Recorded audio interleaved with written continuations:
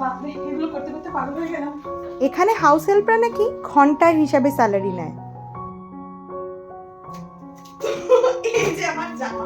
Hello everyone, Ipsita's daily লাইফের আরও একটা নতুন ব্লগে আপনাদের সকলকে জানাই অনেক অনেক ওয়েলকাম। কেমন আছেন সবাই? আশা করি সবাই খুব খুব ভালো আছেন, আমরাও খুব ভালো আছি।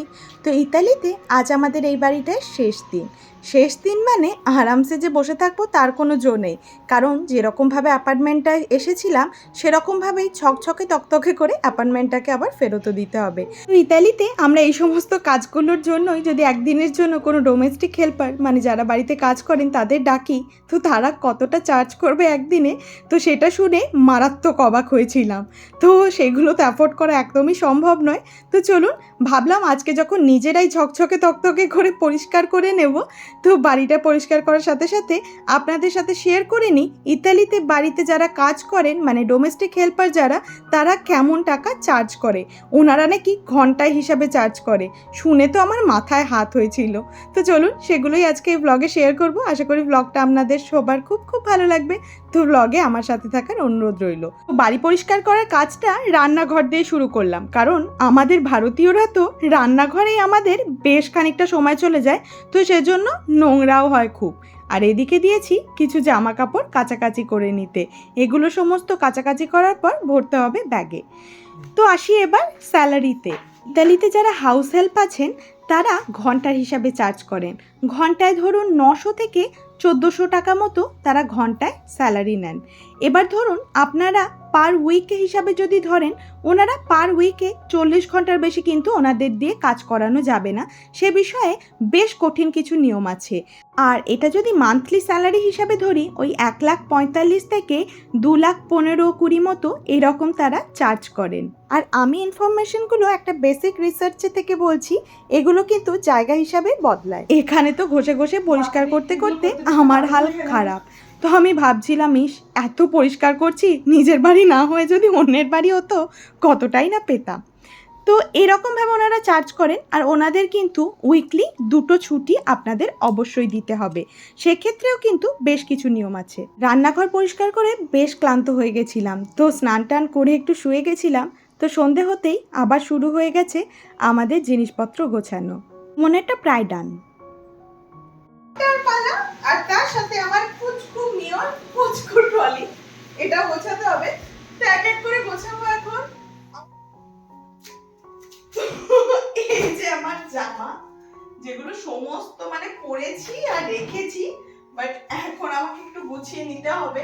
আর এই যে এখানে থাকে আমার শাড়ি আর ব্লেজার গুলো থাকে, তো ব্লেজার বেশিরভাগই বাইরে আছে, এখন সেগুলো নিয়ে আসতে হবে।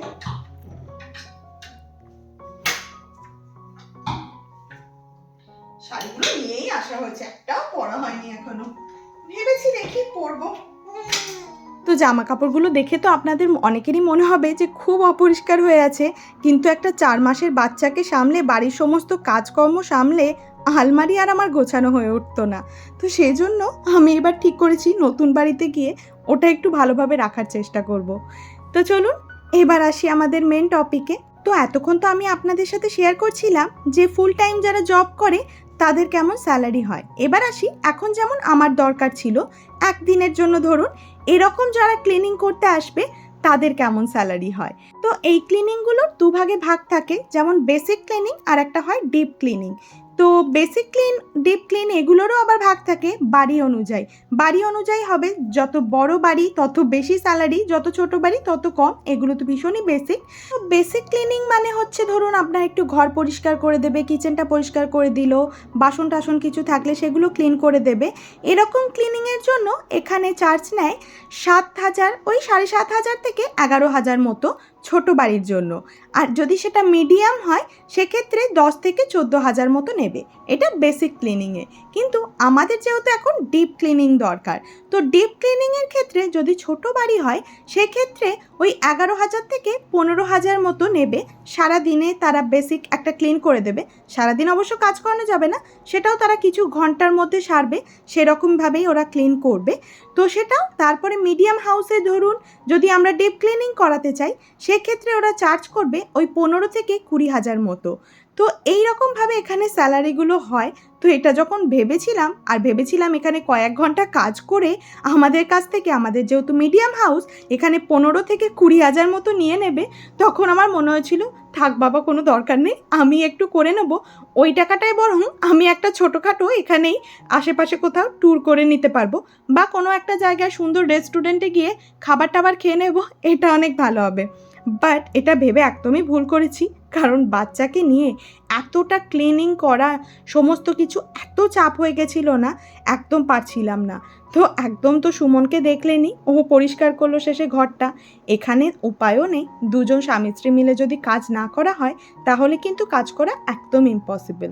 আর সেক্ষেত্রে আমি ভীষণ লাকি, কারণ সুমনের কিন্তু ওরকম একদম ইগোইস্টিক কোনো ব্যাপার না, ও সমান তালে আমার থেকে বেশিই করে বরং, কারণ আমাকে তো বাচ্চাটাকে সামলাতে হয়। ও আমাকে সবসময়তেই বলছে ভারী ভারী কোনো কাজ তোমার করার দরকার নেই, তুমি টুকটাক কাজগুলো হেল্প করো আর আমি সমস্তটা ক্লিনিং করে নেব। তো বেসিক্যালি আমি তো সমস্ত দেখাতে পারলাম না, বাট বেসিক ক্লিনিং যেগুলো আছে, যেগুলো ডিপ ক্লিনিং করার আছে, ফ্রিজ থেকে শুরু করে সমস্ত কিছু বেশিরভাগটা কিন্তু ওই করেছে। আর ইতালিতে তো ডোমেস্টিক হেল্পারের স্যালারি শুনলেনি, তো সেজন্যই কিন্তু ইতালিতে সমস্ত বাড়িতে নিজের কাজ নিজে করে নেওয়ার বেশ নিয়ম আছে। এখানে কিন্তু খুব কম বাড়ি আছে যেখানে ডোমেস্টিক হেল্প রাখা হয়। যারা ধরুন একদম বয়স হয়ে গেছে, যারা একা থাকে, এখানে তো মা বাবার সাথে বাচ্চারা থাকে না, তো মা বাবা বৃদ্ধ বয়সে এখানে ডোমেস্টিক হেল্প রাখেন। তো এছাড়া কিন্তু ইয়াং এজে খুব কমই ডোমেস্টিক হেল্প থাকে। তো আশা করি ভিডিওটা আপনাদের খুবই ভালো লাগলো, আমি একটা আইডিয়াও আপনাদের দিতে পারলাম। ভিডিওটা ভালো লাগলে আমার চ্যানেলটাই সাবস্ক্রাইব করে আমার পাশে থেকেন, ভিডিওটাকে একটা লাইক করে দিয়ে কমেন্টে আমাকে জানিয়েন কেমন লাগলো। Bye bye.